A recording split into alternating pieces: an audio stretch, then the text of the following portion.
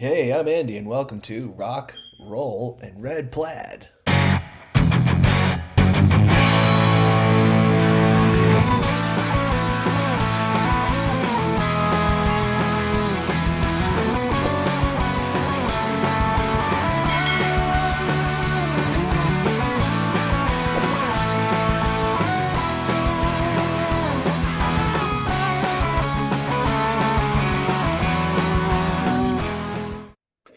All right, we are here back at it again on the Rock, Roll, Red Plaid podcast with Terry Syrek.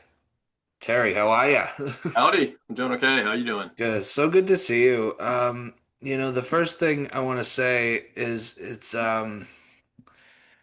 we I had reached out to you a couple days ago now. Thank you for being so quick on the draw for this. This is really appreciate that. Years ago, when I started playing guitar, over 20 years ago now, before I had a formal teacher, I had instructional videos.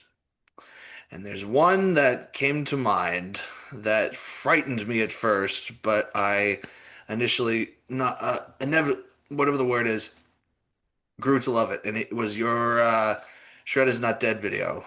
Oh, thank you, man. I appreciate that. Initially, it scared me to death. Well, when you start, you get suckered into all the different DVDs because I didn't have a teacher initially, Mhm. and I went through all these different ones, and yours came up in the pile, and you were doing all the stuff you do, and of course, to an absolute novice, you just kind of go, okay, we're gonna put that one away. But eventually, I came back to it, and I learned a lot from it. So Oh, right. in a way, you had. An early influence on me. So I always wanted to tell you that, you know. Well, thank you for saying that. I appreciate No. it, and I hopefully it was helpful for you. It was, Good. learning about different little things there about the theory that you can only pick so fast as you can pick one note. I Hmm. remember hearing that. I'm like, was so profound, but so easy to digest at the same time, and that was such a I remember those times being very important, and I remember the candy striped Jackson you had. That do you still have that, by the way? I do not, Oh sadly. no! Yeah, I sold it to a friend, and who was very much respectful and loving of the Candy Stripe guitar, and Uh, so it just sort of happened, and he said, "Hey, was you it know." pink and green, purple and green, something like that? It was purple and green, yeah. I Yeah. mean, it ended up it depended on what camera you were on. It ended up looking Ah, kind of pink yes. and green or whatever. Because initially when I told him to build the guitar, I was like, I really want a purple. Actually, like the Dunlop, because I was Mm. used these Dunlop purple turtles forever, like that. Came back and the purple was kind of like almost pink, and I was like, well, it's the '80s, why not? Well, yeah, I was of the time, Mhm. musically, time of the area, it's Right. like of the time, That's what was happening back in the Oh old days. boy, So it kind of, yeah. Who were some of your first initial guitar heroes growing up? I know I mentioned you helped me out a lot growing up on that video. So who were some of the ones that inspired you early on? I mean, there's been so many of them. I think, for me, I knew that I wanted to play guitar forever. So I mean, early on, like early on, Sure. literally when I was about 2 or 3 years old, it's like some of my early memories. I know Wow. that's kind of weird, but I remember really, really being into Black Sabbath. Was don't know why or whatever, but that's in a Yeah. way, I guess that was one of my original influences or whatever, or prompted me to want to play, music in general. But the sound that I heard that was really exciting to me was the guitar. I didn't know that at the time, but Sure. later in life, as I've tried to sort of articulate that, like there's this thing and it sounds like this, and and somebody was like, well, that sounds like the guitar, right? I'm like, yeah, okay, and so the more I checked the guitar, out or whatever, I was like, yeah, that's the sound. So Tony Iommi, I guess. But Oh man. when I was probably about 11 or 12, I started to really have another rekindled interest in trying to actually pick the guitar up. And right about that time, what was the time that Ozzy had put, the first two Ozzy albums. Mm. out. And so Randy Rhoads for me was like the first guy that really I could identify as the guitar player and listen to that specifically Oh, and, yeah. and just be like blown away and just like, oh my God, you know. And I remember thinking at the time, like, if I could, you know, like when I started the very first play guitar, I was like, man, if I could have a Jackson, you know, Randy Rhoads guitar and a Okay. Marshall stack and play the solo to Over the Mountain, that would be, it's almost like, you know, when you're a little kid, I mean, you know, for some people it's sports or for cars or whatever, like you may have like Yeah. a poster of a Lamborghini on your wall and you're like, you know, I know that I'll never own that car, but man, look at that. That's awesome. So for me, that was my moment. That was my poster moment where I'm like, man, if I could do those things and play that solo, like that would be the greatest thing ever, you know? So that was my initial goal, I guess. That makes total sense seeing the Jackson V and the stack of Marshalls Hmm. behind you now. I'm like, That's right. oh, Yes. okay. Case and So literal point. yeah, that started it out, you know, and then from that point, I mean, it was there were a lot of guys, of course, and I think some of the most important for me were probably, you know, Gary Moore was huge. Oh, I love Gary. Yeah. Yeah, for me that was a huge one. Ingve was huge, of Hmm. course, Hmm. and then subsequently there was a guy around this area, about an hour from here in Greensburg, Pennsylvania. Hmm.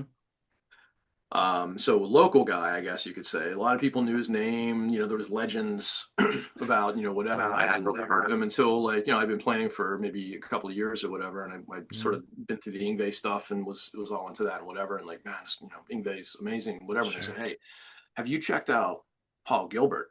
Ah, And I said, no, no, no, I haven't. You know, so I went to my local guitar store and they had some records, and you know, they were like, yeah, you got to check this out or whatever. So I got the first Racer X album, and that was like the oh, epiphany, you know, moment for me where I was like, oh my God, man, this is crazy, you know. talk about being terrified, or should I say Yes, scarified?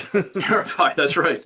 Yeah, it was definitely one of those moments, you know, where I kind of put the record on. You know, I had heard like the ultimate expression of technique through Ingve or whatever, and I was like, you know, oh my God, listen to this, you know. It So Paul Gilbert is one of those guys where he's so precise, yeah. but he's still got soul in the vibrato and everything. It's Hmm. not just typewriter stuff, but he's so precise, Yeah, kind of like a typewriter, but he's got the it's like a soulful typewriter. That's the only way I could really put it. Because he's it I like sounds like that. it sounds oxymoronic, but Yeah, it's true. It's it like is. Yeah, yeah, yeah. Yeah. yeah. No, I understand. Yeah, it's yeah, there's a lot of stuff going on from his playing, and Yeah. certainly, you know, there's more than the technique of it by far. Right, of course. But that was definitely the gateway, you know, into it, and I still maintain that, you know, his level of Yeah. command of the instrument, you know, it's flawless.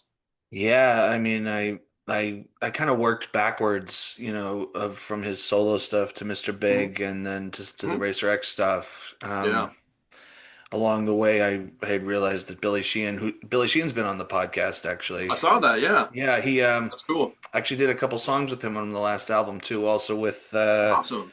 Ray Luzier, who I think is originally from that area, Pittsburgh area too. Yep. Um, if not the baddest rhythm section I've ever. I mean, that's a good backline to Woo! have for you. I mean, Yeah. but that's what makes and maybe this will be a good transition point to go into the album you're putting out. If it's if I have it correctly, it's Marco Miniman and Brian Beller accompanying you. Marco Miniman on drums, Brian Beller on most of the bass, but Mohini Day is also on Okay. three tracks. And we have Lale Larson on Ooh, all keyboards, and he does nice. a lot of the orchestrations. Yeah, Like I'll orchestrate the stuff, send it to him, and then he'll go like, yeah, yeah, yeah, but let's do this, you know. And his nice. ear as a as a you know for that gig is definitely better than mine, so he always comes up with really cool versions Sure. of whatever. Yeah. So that's the basic band, and then we also have a guy by the name of Keith Sarabaika on narration, Okay. who a lot of Ooh, people know, but he's a Hollywood actor guy who I think probably his most famous moment was he was in the Dark Knight movie opposite of Heath Ledger. really? He was the guy that interrogates the Joker, you know, Really? in the police station and like rolls up his sleeves and he's like, all right, now I'm gonna, you know, so. I have to go back and see that. But It's in he's my done a head, lot of but yeah. like he's done some characters on like some Star Wars animated things like Star Wars Rebels and Okay. tons of video games and the whole nine Right yards. on, right So on. really cool to have him. And then there's another guy by the name of Eric Rydval who plays an instrument called the nickel harpa. Okay, you got to Which clue me in on this one. yeah, which nobody in the outside of the outside of the world of ancient Swedish musical instruments probably Oh, knows. I'm in. Just hearing that, I'm in. Okay, Yeah, let's. years ago I sort of found out about this instrument or whatever, and it's really cool. It's a stringed instrument like a violin, and has Mhm. basically that type of sound to it, but it's also keyed at the same time. So it's bowed, but there are keys to play on Whoa. this end instead of fretting type of situation or whatever. And it's got a Yeah. very distinct sound once you know that. You can kind of hear like, oh yeah, yeah, I hear the click of the keys and so on and so forth. Yeah. Um, but it was one of those things where I always just put it in the back of my mind. I'm like, man, that's such a cool instrument, but like, how do you, how do you bring that into like metal or like Yes. whatever, like, I don't know. I mean, except for maybe like some sort of metal, folk metal band or, I was just whatever, gonna say, yeah. but I don't know. So the answer is I don't know. So I just kind of put it on the shelf. I love the instrument. I would listen to Yeah. different, pieces or whatever. And then, so we started doing this album, and the concept was, a real sort of snowy northern, the little characters in the story, they go on an adventure to the north and Yeah. whatever. I was like, man, that's the perfect instrument for this. It's Swedish thing, and so Yeah. here we are, the frozen north. And so I called a couple of people to try to find it. It almost was with this weird situation where it just everything sort of fell into place. So I had the idea, and then I'm like, where am I going to find a nickel harpa player, first of all, and second of all, where am I going to find one that could potentially double some of the crazy guitar stuff, maybe, because that would be fun, or play in this Yeah. metal situation or whatever. And literally, like, down my feed, like on Facebook or something, one day I just been going down, and this guy comes up and he's playing like Vivaldi on this nickel harpa, and I'm like, oh my God, here's the guy. That's the guy. Yeah. And to make matters even crazier, he just had played on an album with Morgan Agron, who is a Morgan Agron, or as some of your viewers do. He played on Frederick, amongst many things. He played on Frederick Thorndale's from Meshuggah's Okay. solo Okay. album. Yep. Yep. Fantastic drummer. I had just been talking Oh, to wait, him. he was the drummer in Soul on Niger his Within. yes, yes, yes, Yeah, yes, yes, yes. Okay, yeah. thank you.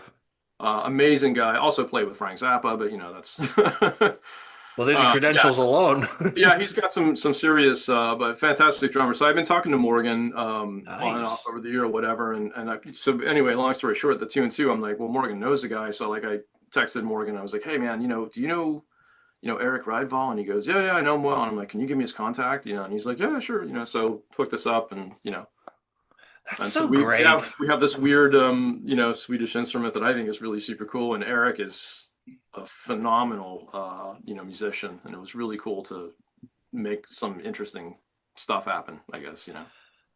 Wow. I mean that's a cast of thousands. Seems like a cast of thousands, or at least many people anyways. And Some good people, yeah. that's what it takes, It's Yep. I I mean I've had Brian Beller here on the show too, actually, and Yes. he's so well thought and intricate in Yes. not only his playing, but the way he thinks about his playing. Absolutely, 100%. Yeah, Brian is not only an amazing musician, but an amazing uh, person. Really, just Yeah. everything that he does is very thorough, and very, like, I mean, he plays just everything right. I mean, I can't really even explain it. It's like, you come in with some ideas, like, man, I think it's this, and here's some parts and whatever, and then Yeah.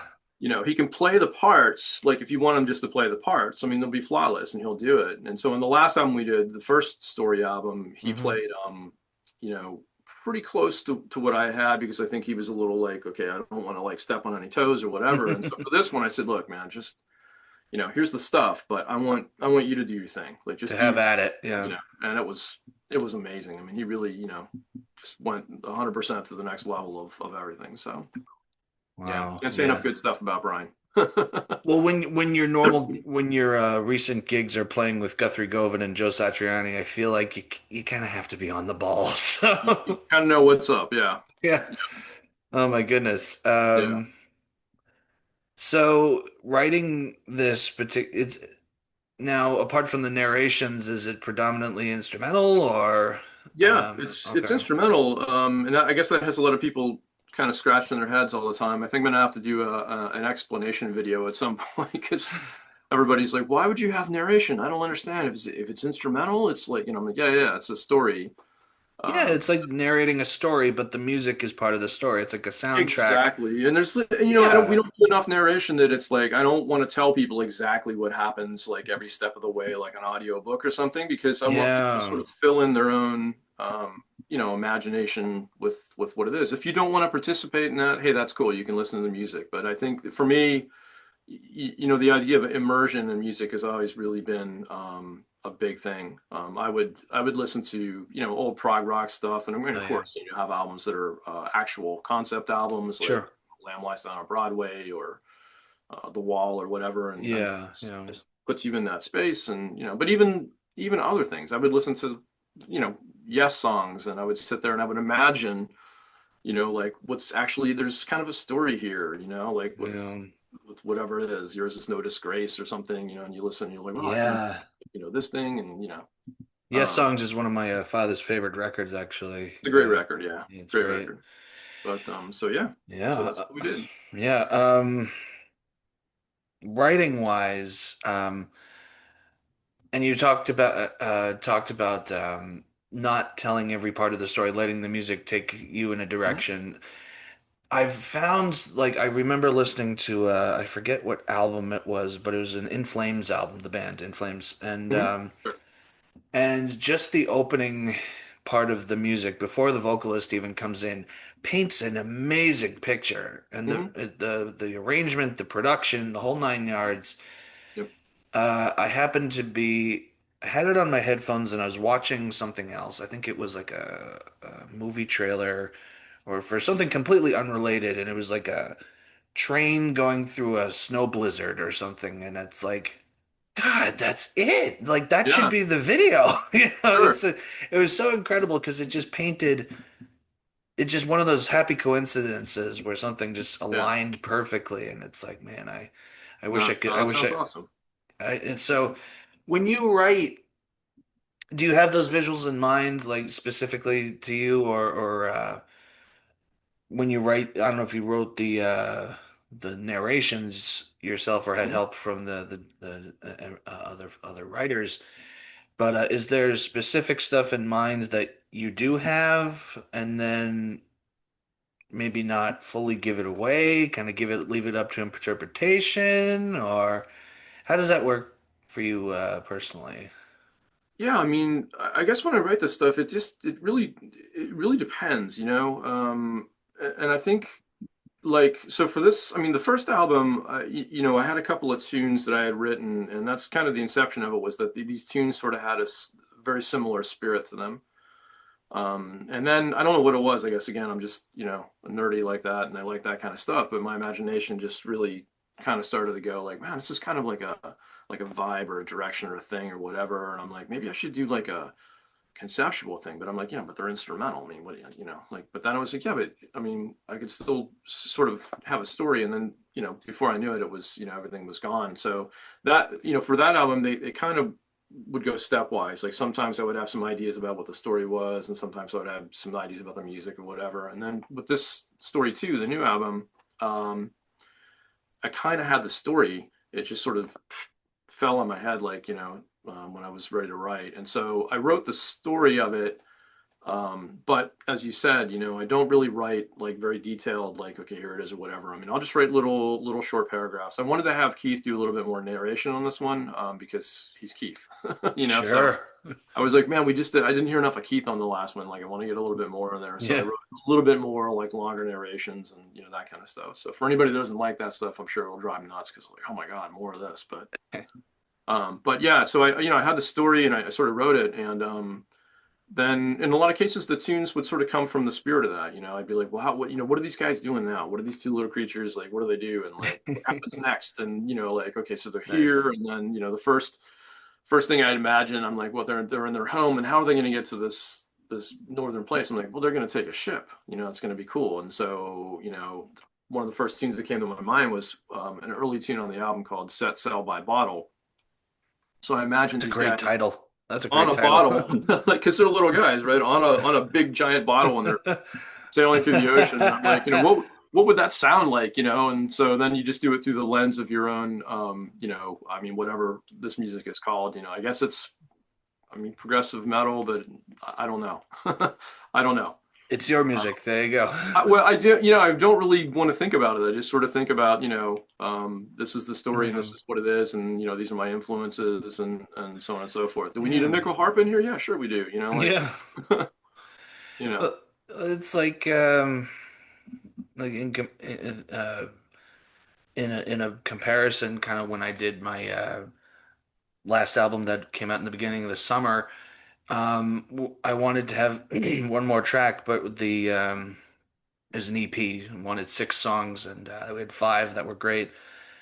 I had my producer take one of the only instrumental track on the album. I said, "Do whatever you want with it," because he's a great electronic hmm EDM kind of musician, kind of stuff, hmm keyboards, crazy synth stuff. And I said, "Do whatever it is you do, and just make it like the what we call the Dr. DK remix, you know." hmm And it took on a completely different life of its own. yeah. It doesn't. The only thing it's the same.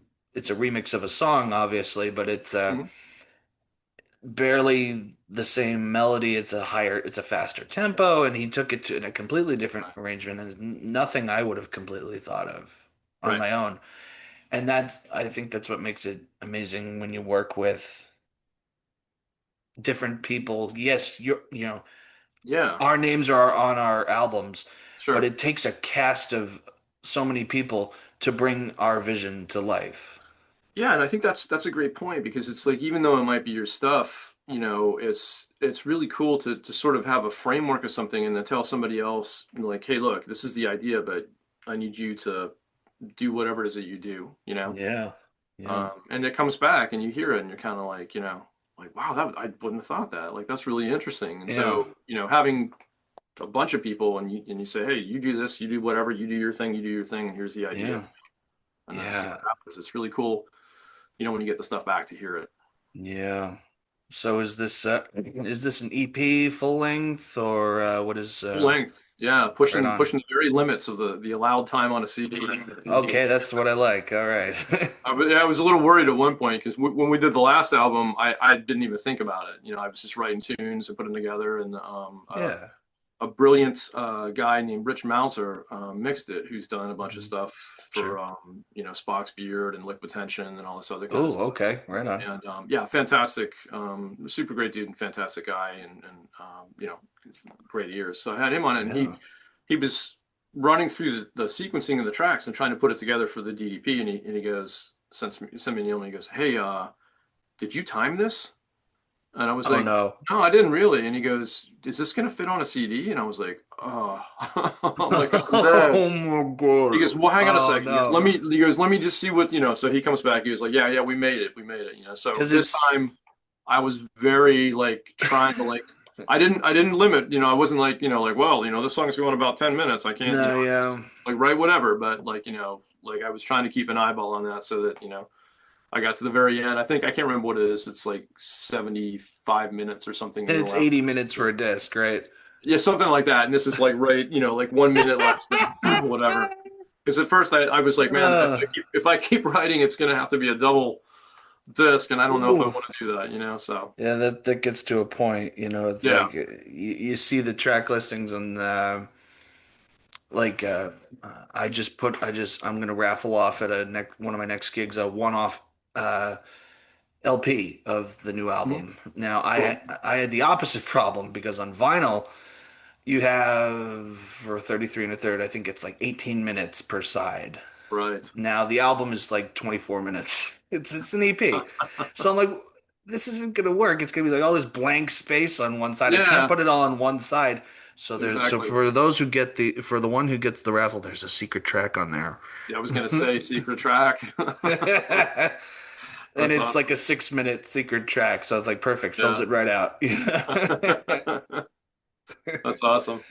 Who who do you like as guitar players now, like in 2025? Um, Who are I don't some I don't know the answer to that. I don't listen to a whole heck of a lot. I had to be like one of those guys like, well, I don't really listen to guitar. I mean, I love guitar. It's what I do. I love the instrument. So it's Yeah. not that I don't love it. It's just I think when you play it every day and you have listened to so many guitar players like over the Mm, course of years or whatever, you tend to want to just hear something different. And it doesn't mean that it's a black and white thing where it's like I will never listen to the guitar players or what, whatever. But all no, I right. just want to hear other things. And I think my head is a little bit more at this point into like the idea of like, writing and trying to get all that stuff together. Right. It's not, Okay. again, not a black and white thing. It's like everybody's No, like, yeah. well, it's got to be this or it's got to be that. I don't want this or that. I want everything. So I want to Right. write Yeah. something that really, moves people or they can enjoy or they can be immersed in or whatever. And then we have good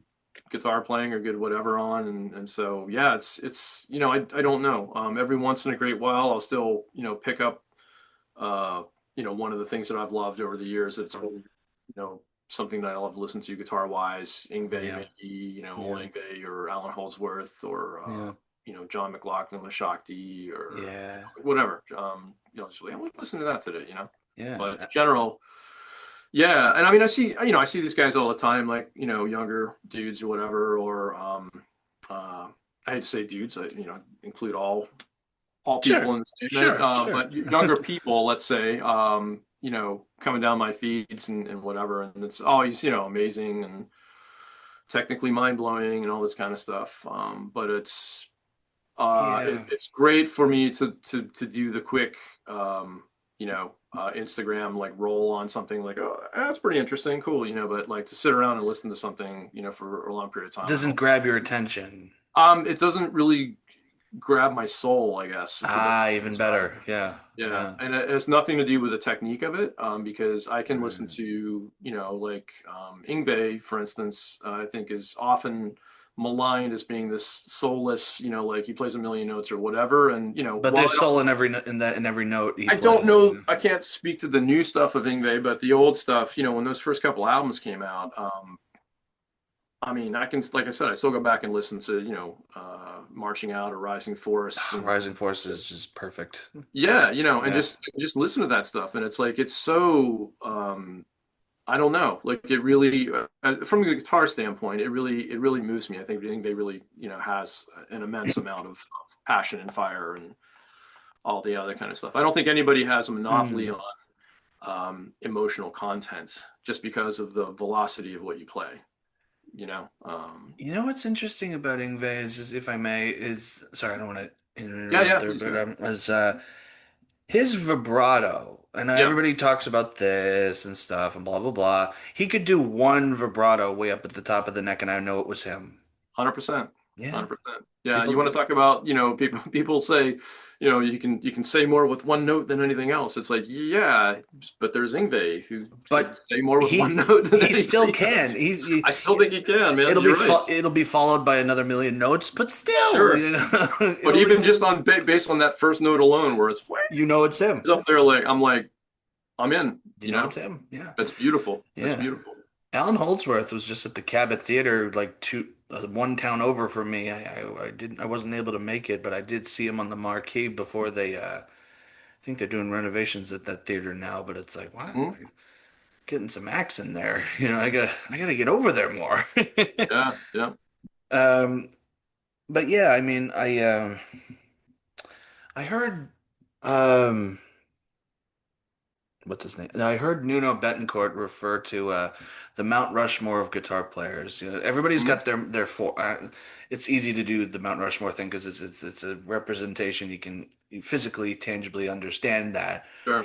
I was going to ask about if you had to pinpoint four for you personally. I could break the ice if you want. My four be all end all. Some of these may be a line cliche, but they spoke to me. You know, they spoke to my Mhm. soul as a kid too. You know, Mhm. Joe Satriani, Sir Brian May, Mark Tremonti, and Edward Van Halen. Cool. Those are good Those, players. oh my goodness, never got to see Eddie, which I'm Yeah. still kicking myself. I had plenty of opportunities to, but I didn't. Yeah. But I've seen all of the all the other three. Well, that's cool. Yes, Yeah. and you know. Yeah. At Well, least there's that. three out of the four is not bad. That's Yes, pretty this is good. true. 75% is a pretty good ratio. Yeah. Who would be your Mount Rushmore for there if you had to? I mean, I don't know.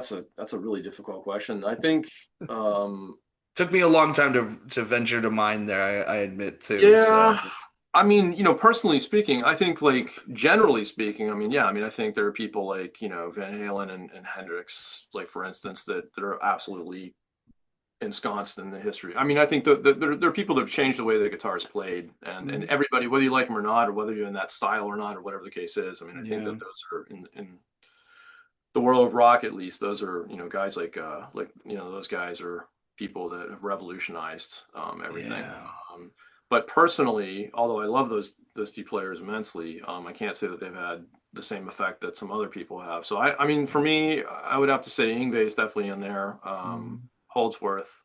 Oh, nice. I mean, maybe the first four I said, maybe Randy and Gary Moore would round it out. I That's a don't know. fantastic list. I love it. Although I have to say, I mean, Angus from AC/DC was pretty Ah, profound for my early, part of the yeah. stuff too. And then there's a whole host of other guitar players that really have been uh, How, pretty yeah. influential, I have to say. How is Angus still out there killing it is my question. I don't know. I think he's held alive by the magic power of metal, I think. In the same way that Ronnie Dio was, it's Yeah, like I mean, the guy was like, yeah. what, like 180 years old and he was out singing with Black Sabbath. And if you watch those last concerts, yeah, if you watch the last concerts, I mean, he still sounds amazing. It's And like, he did. I mean, He totally picture did. any like, relative that that's like whatever, 80 something years old and you're Sure. like and then superimposed, like, this guy on stage like dancing around doing the devil horns and Hmm. singing, like that. It's like, Sure. what's going on here? Like what is the mojo? You know what that, as soon as you said that, that just reminded me of something. My great uncle Jack, before he passed about I think about a year or so ago. A couple years ago, we went down to visit him. Somebody put on a 45, uh, some song he liked as a kid. Now he had a pretty serious limp with a cane and stuff, Mhm. and he got up and was pivoting on his cane and dancing, and I'm like, I don't know, power of music, I suppose. Power music, yeah. I think so. I think that's it. It was incredible because Yeah, he was sitting and he's kind of showing something, and as soon as it came up, right. whoop, he's up, and I'm Yeah. like, oh What's my happened goodness, here? Yeah. right No, on. I think you're That was right. I think great. that's, Yeah, it's just music, man. It just makes you I don't know. It does something transcends beyond what our basic capabilities and makes us do 100%. things we normally can't. 100%. Yeah. At the time this episode is going to air, your album is going to be out. So Mhm. it was out on October 3rd. October And 3rd. where can people find it? Everywhere on the interweb, intergrid. Yeah, pretty Where are we getting much. it? So yeah, I mean, we have, I mean, all the digital stuff. I mean, it's going to be, Bandcamp is kind of the main one for me. I think everybody Oh, can go okay. there. And then it'll be on, everything else, Apple Music and Spotify and all the other stuff that's Mm-hmm. out there. We do have physical copies, so I Oh, did okay. actually press CDs because I have a lot of people actually surprisingly that were like, yeah, we got to get CDs of this, so. And that's at a Yeah. place called soundescapeagency.com, I think it is. Okay. So the physical stuff is there. All right. Yeah, so it's out, and of course we'll have all the videos and stuff on YouTube. We have the one video just came out last week, I think it was. Of this recording, yeah. Of the single, Oh, well, what I mean is like when we're doing this recording, yeah, today we're recording it. What is today? September 14th. So right. yeah, So the video would have I'll come put the out. link. I'll put the link when this goes up into the Sure. thing there. Yeah. Yep. Um, so that's that. Yep. For everything else, where can people find you on interweb, intergrid? I like saying that now. I've been saying that the last few episodes. That's pretty good. I like it. Um, Yeah, I mean, it's just, I mean, all the socials. I'm on Instagram and Facebook. I'm not cool enough to be on some of the other ones yet. Me either, to be honest. Everybody's telling me like, "Oh man, you got to get on TikTok and you got to be on this one. You got to be on this one." Like, and it just Eh, gets kind of overwhelming for me. So I'm like, I'll set up a few if people want to go in or whatever, and they can catch up yeah. with all the news there. And then we do have a website, but it's very minimal at this point. It's just Okay. my name, terrysyrek.com or whatever. But mostly I'm more on I'm more on. I A didn't great want to say that's a it. great Freudian slip there. Right? There you go. Yeah, I am more on Facebook and Instagram. I'll check Sure. those places and Sure. put news up there and all that kind of Are stuff. we you touring, doing any shows for it or No, I wish, but it's oh, okay. by nature of a bunch of things, not the least of which is that everybody is in different locations. Sure. Um, you know, it'd be real tough to put something together. I would love to. All right. So yeah, when I saw Marco in a couple of months back, the aristocrats came through, whatever, and he Oh, right. Yeah. said, he's like, so when we taking this on the road? I was like, I'm like, I would love to, but one of the things is I think that we probably, if we decided to go out and do this set, like all of us, I think we probably would be dead within a song, because Oh it's just my God. so much, so much, that I don't, Well, um, yeah, it's you know. okay. We all pushed ourselves, I think, to limits. Brian Beller just put a post up about it. The video that we did was the most difficult thing that he's ever played, and Dude, props Marco to was even, you. yeah, Marco was even, a couple places where I was like, I pushed everybody because I knew what the band was going to be, and I'm like, yeah, well, I mean, the sky's the limit, like, so let's do crazy things, I get these like, emails back like, yeah, I don't think I can play that, and I was like, all right. So Marco was like, he's like, I can't play this. I'm like, okay, so what do you got? And then, he's Marco. Oh my, what are you doing to these guys, So Terry? he's, I mean, he's gonna, he's like, I mean, he's obviously because I want him to, be parts of these things. He's one of my favorite drummers, Sure. in the history of the world. Sure. So, so he'll come Well, back and he'll play something and he'll be like, how about this? I'm like, yeah, that's you fantastic. know, That's great. I would love to have Marco on here. I've had I Yeah. don't know, for drummers here, who have I had? I had Derek Roddy on here one time. Awesome. Yeah. He's invisible, like in the You way he had plays, uh you had my old buddy Joe Travers as well, I think. Did I have Joe? I don't I remember thought you having him did. on. I would love to have Joe on, but Was Joe not on here? I don't think I had him Oh, maybe he on. wasn't. I thought he was on. That would be cool if you That don't. would be Yeah. great. I mean, Yeah. if ever he's doing something that needs some press or something, I'm in. I'll have him on. Yeah, yeah, yeah, Yeah. sure. Yeah. I yeah, I this is getting to the point we've done so many episodes, I'm starting to like, who did I have on? We've had some alumni too. Well, I mean, the So many first people you're like, did we have God on? I thought he was on. I'm like, I don't remember. I don't know. Oh well, yeah, we'll see. But That's awesome. I had well, the first episode was Raleigh Green, who was I Yeah. mentioned he was Oh, really? the buffer music for this when this comes out, you hear it is Cool. him and I playing together. We Awesome. wrote a song, and by the time this podcast was showing up on the radar, it's like we don't have buffer music. It's like okay, let's use ours then. And the next thing you Yeah, know, yeah. that stuck. Oh, that's cool. That's cool. Yeah, that was really fun. Yeah. But Awesome. Terry, this has been awesome. Thank you so much for coming on and talking all kinds of musical loveliness here.